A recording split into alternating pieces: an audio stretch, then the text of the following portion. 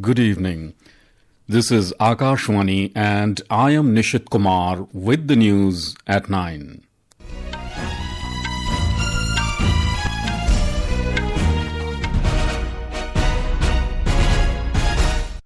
The headlines. Parliament passes taxation bill to strengthen country's manufacturing ecosystem, attract investment and create jobs. Finance Minister Nirmala Sitharaman assures UPI transactions to remain free. Legislation granting legal recognition to digital banking records as evidence also gets nod from Parliament. Parliamentary Affairs Minister Kiren Rijiju urges opposition to allow Lok Sabha to function for Home Minister Amit Shah's statement on student protest-related issues. Protests intensify in Jharkhand over recruitment exam irregularities after clashes between students and police during Assembly March in Ranchi. 80th Independence Day celebrations to showcase Yuva Shakti and its contribution to Viksit Bharat by 2047. National Song Vande Mataram to be sung from the ramparts of Red Fort for the first time.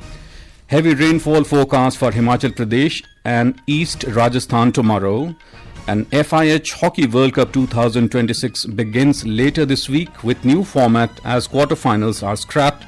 India drawn in the men's and women's Pool D. And now the news in detail. Parliament has passed the Taxation and Other Laws Amendment Bill 2026 today, with the Rajya Sabha returning it to the Lok Sabha after discussions. The Lok Sabha has already passed the bill. Union Finance Minister Nirmala Sitharaman had moved the bill. The bill seeks to amend the Payment and Settlement Systems Act 2007, the Income Tax Act 2025 and the Finance Act 2026. The legislation will replace the Income Tax Amendment Ordinance 2026, which was promulgated on the 5th of June this year. Replying to the discussion, Union Finance Minister said that the objective of the bill is to strengthen India's manufacturing ecosystem, attract further investment, generate employment and promote manufacturing activities. She said the second major reform relates to providing tax exemptions to foreign companies procuring data services from specified data centers in India and enhancing ease of doing business.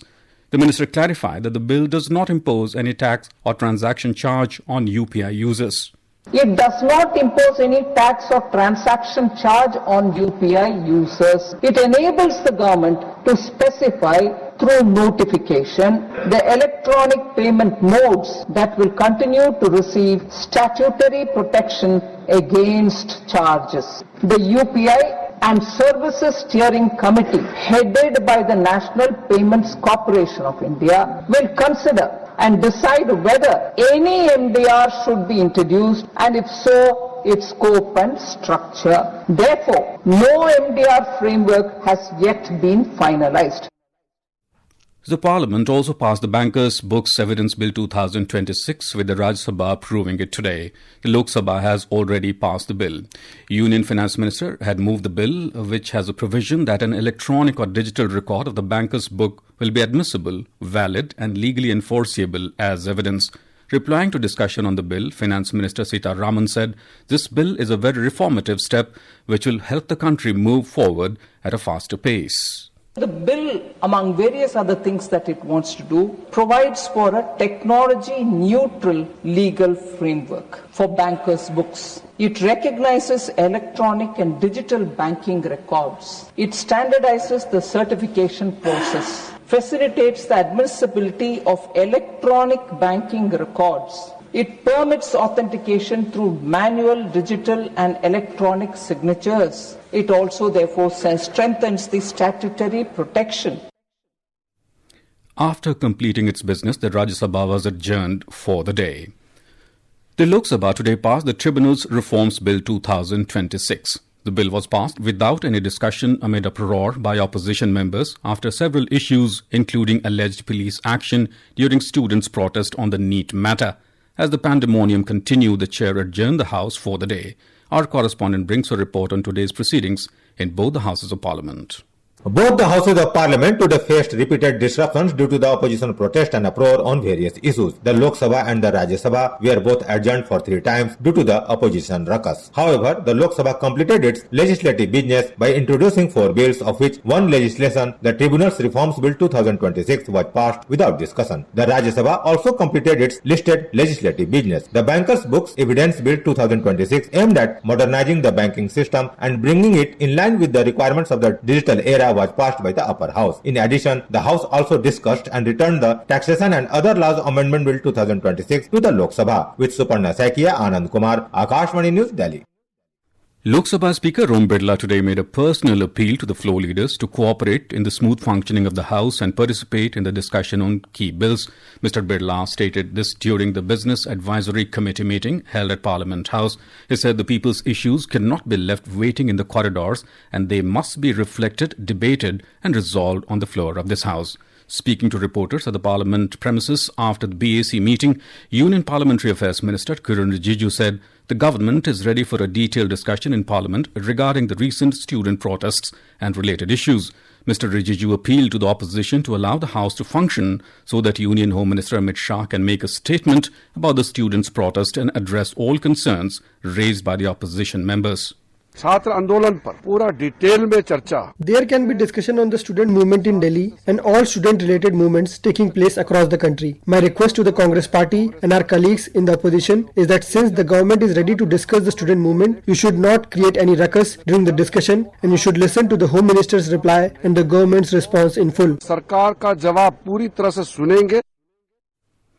Leader of the opposition in the Rajya Sabha and Congress MP Mallikarjun Kharge demanded that Home Minister Amit Shah make a statement in Parliament on the action taken against students.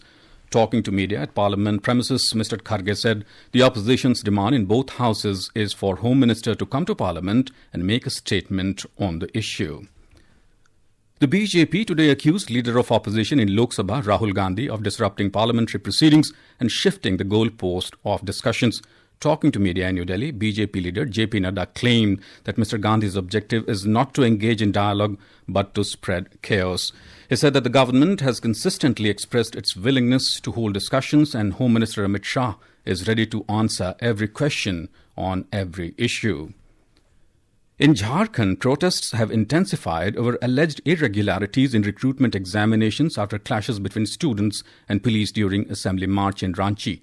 Our correspondent has the details. Thousands of aspirants led by the JPSC-JSSC reforms bunch marched towards the Vidhan Sabha and attempted to cross several barricades, following which police used water cannons and tear gas. The protesters are demanding an independent CBI probe into the GSSC-CGL examination and comprehensive reforms in the JPSC-JSSC examination system. Meanwhile, the Jharkhand CID arrested former JPSC chairman L. Kyante in connection with the alleged recruitment examination irregularities. Union Minister of State for Defence Sanjay Seth criticized the police action and reiterated the demand for CBI and ED probes. BJP MP from Hazaribagh, Manish Jaiswal, met Union Home Minister Amit Shah and raised the issue of alleged irregularities in the JPSC-JSSC examinations and the students' agitation seeking a CBI probe. Navish Rahman, Akashvani News, Ranchi. This is Akashvani giving you the news. For quick news updates round the clock, follow us on our X handle at AIR News Alerts. And for details of these stories and more, log on to our website newsonair.gov.in and download the News on AIR app. Welcome back to the news at 9. The 80th Independence Day celebrations this year will highlight Yuva Shakti and the contribution of young India towards building a Viksit Bharat by 2047, along with the commemoration of 150 years of the national song Vande Mataram. Briefing media in New Delhi today, Defence Secretary Rajesh Kumar Singh said the celebrations will be led by Prime Minister Narendra Modi from the historic Red Fort. The Prime Minister will unfurl the national flag and address the nation. For the first time, the national song will be sung from the ramparts of the Red Fort during the Independence Day ceremony. This is the first time we are doing it with that sequence. The sequence is that he arrives on the rampart, then the national song is played and everybody keeps standing. Thereafter, he unfurls the flag and the national anthem. Yes, the guidelines indicate that for national functions it will be the norm. Mi-17 helicopters will participate in the ceremony with the aerial display featuring the national flag, flower petals and a special banner commemorating 150 years of Vande Mataram. The ongoing Har Ghar Tiranga campaign is gaining significant momentum across the country, inspiring citizens from all walks of life to come together in a collective celebration of India's national pride and spirit of unity. The movement, which will continue till the 17th of this month, coincides with the 150th anniversary of the national song Vande Mataram this year, making the occasion even more heart-stirring for every patriot. Prime Minister Narendra Modi has urged citizens to participate enthusiastically in the movement and renew their collective resolve to contribute towards building a Viksit Bharat.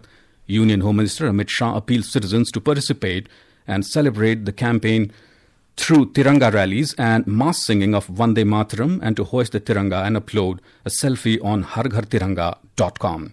In Jammu and Kashmir, the Doda District Administration organized a mega Tiranga rally under the campaign and to commemorate 150 glorious years of the national song. The main attraction was a 1600-meter-long tricolour carried by a large group of students, creating a spectacular display of national pride and unity. In Manipur, thousands of bikers took part in a bike rally in Imphal. Chief Minister Yumnam Khemchand Singh flagged off the rally and also led the procession. In Colombia, 2 people were killed and dozens of buildings collapsed in cities across western part of the country today after a powerful 7.4 magnitude earthquake struck the southern American nation. The earthquake reportedly forced people to evacuate their homes as far as the capital of Bogota. The U.S. Geological Survey and Colombia's counterpart reported that the epicenter was in San Jose del Palmar, a community of about 4,800 people in the Chocó region, about 250 miles west of Bogota. The India Meteorological Department has issued an orange alert for very heavy rainfall in Himachal Pradesh and East Rajasthan tomorrow. According to IMD, Arunachal Pradesh, Assam, Meghalaya, Chhattisgarh, Gangetic West Bengal, Gujarat, Haryana, Chandigarh and Delhi will experience heavy rainfall at isolated places tomorrow. The benchmark domestic equity indices ended on a flat note today. We have a report. The Sensex rose 43 points to close at 78,542. The Nifty added 13 points to settle at 24,584. Meanwhile, in the forex market today, the rupee depreciated by 8 paise to end at 95 rupees and 29 paise against the US dollar. With Ayushi's report, Niharika Bhuvania for Akashvani News. Prime Minister Narendra Modi met the medalists of the Commonwealth Games 2026 at his residence in New Delhi yesterday. During the interaction, the medal winners shared their experiences from the Games with the Prime Minister. Mr. Modi congratulated the athletes for bringing glory to the nation and expressed confidence in their future victories. Sports व्यवस्था एक बात है, लेकिन देश medal तब प्राप्त करता है जब देश में स्पोर्ट्स कल्चर बनता है। दोस्तों, आपने बहुत बड़ा काम किया है, देश का नाम रोशन किया है। आपको मैं बहुत बधाई देता हूं और आप विश्वास कीजिए आगे भी आप विजयी होंगे और फिर से एक बार यहीं पर हम मिलेंगे। बहुत बहुत धन्यवाद, बहुत बहुत शुभकामनाएं। The FIH Hockey Men's and Women's World Cup 2026 will feature a revamped competition structure with the traditional quarterfinals stage scrapped and the top 2 teams from each of the 2 crossover pools advancing directly to the semi-finals. Belgium and the Netherlands jointly host the tournament from the 15th to the 30th of this month. The new format means teams will have little margin for error from the outset, with results from the opening pool stage potentially carrying over into the next phase. India's men have been drawn alongside England, Pakistan and Wales in Pool D, while the Indian women will face China, England and South Africa in their Pool D campaign. And now, before we end the bulletin, the headlines once again. Parliament passes taxation bill to strengthen country's manufacturing ecosystem, attract investment and create jobs. Finance Minister Nirmala Sitharaman assures UPI transactions to remain free. Legislation granting legal recognition to digital banking records as evidence also gets nod from Parliament. Parliamentary Affairs Minister Kiren Rijiju urges opposition to allow Lok Sabha to function for Home Minister Amit Shah's statement on student protest-related issues. Protests intensify in Jharkhand over recruitment exam irregularities after clashes between student and police during Assembly March in Ranchi. 80th Independence Day celebrations to showcase Yuva Shakti and its contribution to Viksit Bharat by 2047. National song Vande Mataram to be sung from the ramparts of Red Fort for the first time. Heavy rainfall forecast for Himachal Pradesh and East Rajasthan tomorrow. And FIH Hockey World Cup 2026 begins later this week with new format as quarterfinals are scrapped. India drawn in men's and women's Pool D. And that's all in the news at 9. Good night.